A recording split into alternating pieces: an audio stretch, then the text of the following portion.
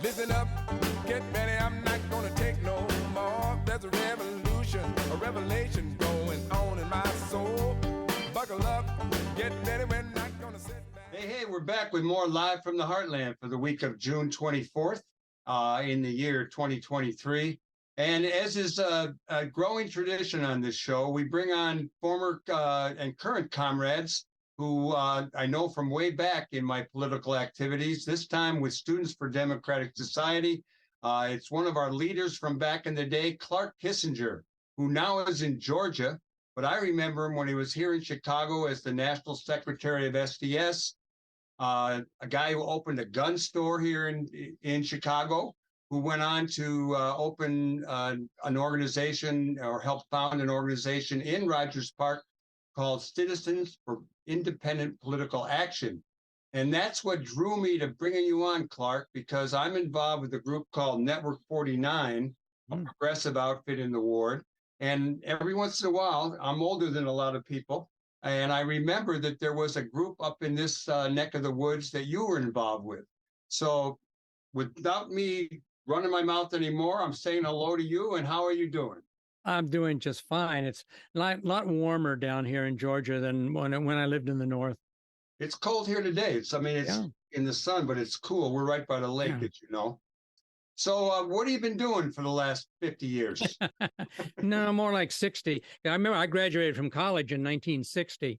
Wow. So I got involved in I guess in SDS in like 62 because I by that time I was doing graduate work up at Wisconsin, and somebody told me about some group called Students for Democratic Society, and I went to see this guy. He pulled a box out from under his bed, and it is full of mimeographed copies of the Port Huron Statement.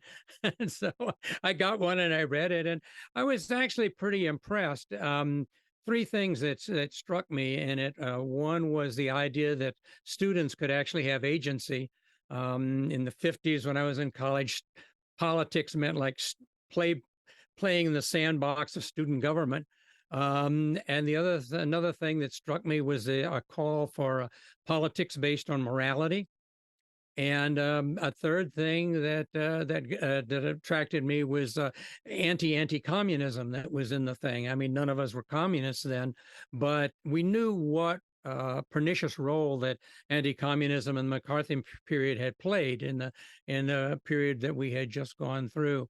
The end of the Port Huron Statement was a call to realign the Democratic Party, and everybody hey, Nixon finally did it. But nobody paid much attention to that. And by the end of 64, the Democratic Party was a dead letter because the first urban rebellion had occurred. The Mississippi Freedom Party was kicked out of the Democratic Convention, and Lyndon Johnson had done the Bay of Tonkin hoax. So we were off and running at that point. Tell us a little bit about that March on Washington back in the day, the first one where I think Paul Potter gave a big speech. Right. I wasn't there, but I learned about SDS through the college press service. And I had read about a meeting on hazard of unemployed miners, the Northern Student Movement, SNCC, and SDS. And it kind of captured my imagination. Then at Berkeley, while surrounding a police car with Jack Weinberg in it during the free speech movement, right, I found a piece of paper on the ground that was Build the Interracial Movement of the Poor. Right. It talked about the economic research and action projects, including JOIN, where I came to work. That's when I knew about you, and you were in the national office. Right. Well, you ask about that March on Washington. Up till that point, really nobody had done anything about the war in Vietnam. I mean, it was, I actually went to an anti-Vietnam War demonstration as early as 62, I believe, when Madame New visited the United States. But this was the Democrats' war. And so most progressive people sort of kept their mouths shut about it and went along with it. And SDS had a meeting in December of 1964, and somebody made a proposal that we do a March on Washington against the war. And I.F. Stone was actually at the meeting and spoke. It was kind of a historic thing. And there was a lot of debate about, is that what we should really do or not? And in the end, we did it, and it was very important. And it was the first major manifestation. Was not the first demonstration against the war, but it was the first national level manifestation. 25,000 people marched up the mall against the war, and it was a very significant thing. The other thing that was significant about it is it was done on a non-exclusionary basis. It's probably hard to realize today, but back in those days, if somebody, one of the mainstream organizations, called an anti-war demonstration, any alleged communist organization was not allowed to participate. We did away with rules like that and said, hey, anybody that's opposed to the war is welcome to come. Well, Clark Kissinger, you went on at the same time Join was going on in Uptown, and I'm thinking 66, 7, and 8.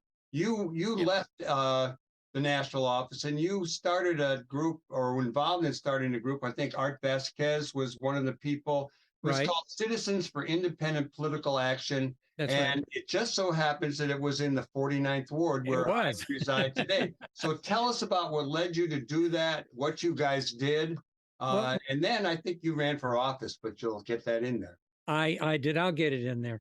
But, the 60s was a huge educational thing for me. I mean, I think I tried every version of reformism possible in the 1960s.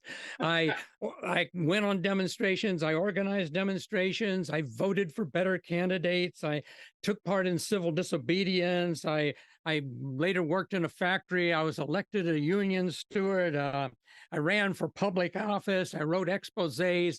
And by the end of the 60s, it became clear that we lived in a system that could not be reformed. And what we had to do was actually to have a revolution. But this running for office and doing things like Citizens for Political Action, was independent political action, was part of that learning process. We were inspired by, what was the name of that guy that ran for Congress out in Berkeley and almost unseated a major liberal progressive out there? And Bob Scheer? Who? Yes, Bob Scheer.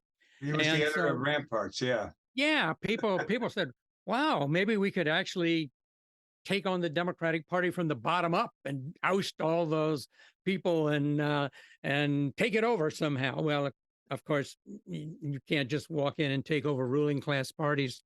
But we ran an independent anti-war candidate. I was the candidate for alderman. And of course, in the Chicago machine, the aldermanic races, were held on odd numbered years, not when congressional and presidential elections. So there was an extremely low voter turnout. Nobody but whoever the poll workers got out. But I am proud to say that I got a vote in every single precinct of the 49th Ward. And I was running against Paul Wagoda. I don't know whether you remember that name. I remember that name, yeah. And although I lost, Paul Wagoda ended up going to prison on some sort of, financial hanky-panky. But one of my favorite campaign photographs is a picture of me standing in front of the 49th Ward Democratic Party office, pointing to it, and the caption was, "Kissinger investigates blight in the 49th Ward." Nice. Well, tell me the kind of work you were doing then. I mean, I used to think of Rogers Park in the 49th Ward as kind of more middle class. I'm living in Uptown. Today, Absolutely. It's really multi-class, multi-racial, probably larger. I always say there are larger concentrations of more diverse racial, ethnic, and religious group than anywhere else. But my kid claims Queens in New York more so. Yeah. It was also something of a university community because of Loyola and Mundelein College, which was independent at that time. And probably the heart of the progressive community was actually north of Devon and the northern end of the ward at that time. But we were out on the streets everywhere, campaigning against the war and calling on people to strike a blow against your real enemy. And I guess my campaign slogan was, when a machine shortchanges you, kick it. And a lot of people, got involved in it. And it was interesting. And like I said, it was part of that learning process about how you can't change society. Well, we've gotten a little bit of you getting involved in the movement, and why don't you give us a short synopsis of some of the things that you think were important that would are still important today, and what people might do around them.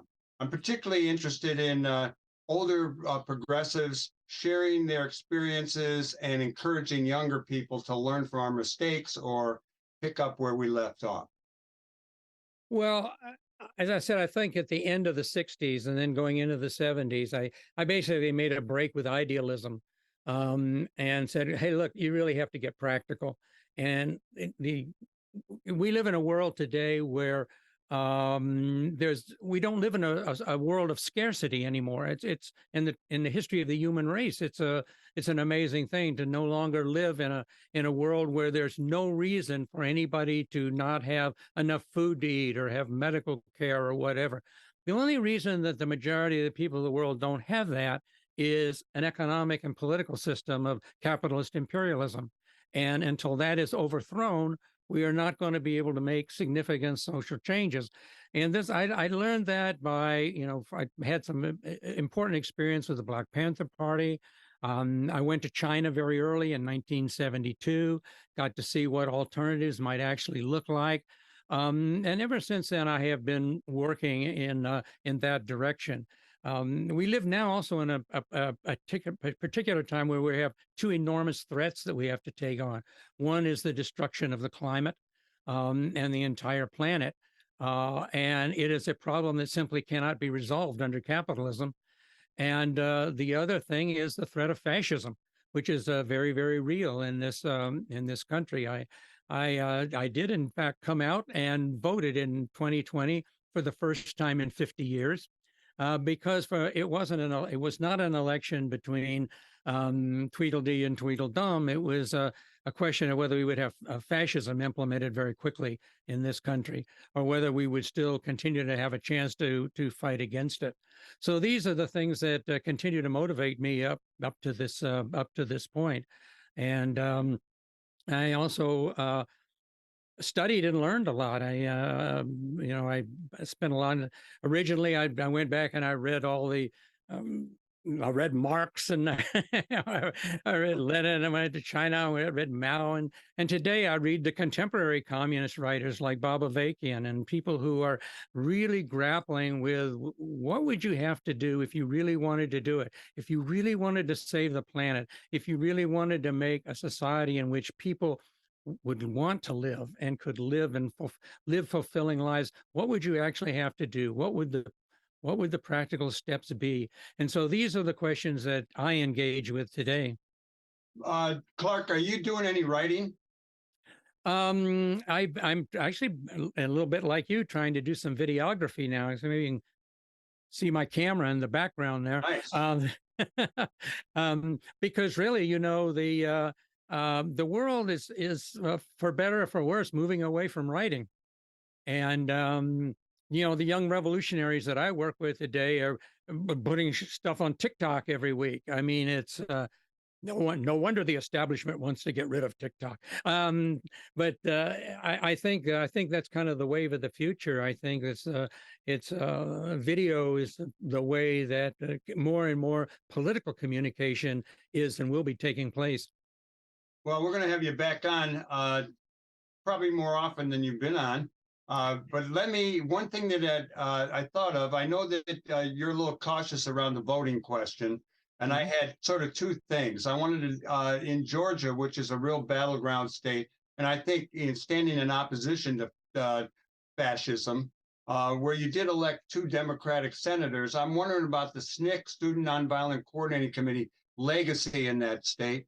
And then if we got time, maybe your thoughts on, even though, it's part of the imperialist democratic process, what about democratic socialists kind of emerging in some cities? Like we have, I think, 9 people in our new city council who are DSA type people. Well, I think that's a topic for a whole nother discussion. But I wish I could say that there was a SNCC legacy in Georgia, but frankly, I haven't Okay. seen it. Don't see it. I was actually down. I visited Atlanta and went to visited the SNCC office in the early '60s. I think I joined Friends of SNCC in '59 or something like that, and went to a SOC conference. You remember the Southern Student Organizing Committee? Yeah, I Um, remember. yeah, things like that. So it's in a certain sense, that willingness to put your body on the line and stand up for what is right is something that's not so much with us anymore. And the problem at this point with, I thought it was important in 2020 to because we bought ourselves some time. Let's put it that way. We did. We bought 4 years, but unfortunately, most of that has been squandered by people getting ready for doing another round of electoral cretinism. And the Democratic Party simply cannot be counted on to stop fascism in this country. And as a matter of fact, what would happen if we went through another election like this and Trump called on his people to march on Washington? Hey, that they would come armed. I know what it's like down here, and I know there's preparations going on everywhere for a civil war in this country. And the Democratic Party will fold in front of that like a wilted flower. So we really have to get much more serious in terms of the type of movement that has to be built if we are going to save ourselves and to save the future. Well, I really appreciate that. And it's an ongoing debate in my own head. And this is an official invitation for you to come back on Live from the Heartland, and they're not too far off. And it's really been great talking to you, Clark. And, it's even better than that STS email thing that we go back and forth on with a lot of people. This way I get to see you, talk to you. So do you have a website or a way that people can reach you if they want to see things that you're doing? Sure. It's dissident.info, dissident.info. Okay, brother. You have a great day and keep doing good in the world. We'll see you, and thanks for coming on Live from the Heartland. Thank you.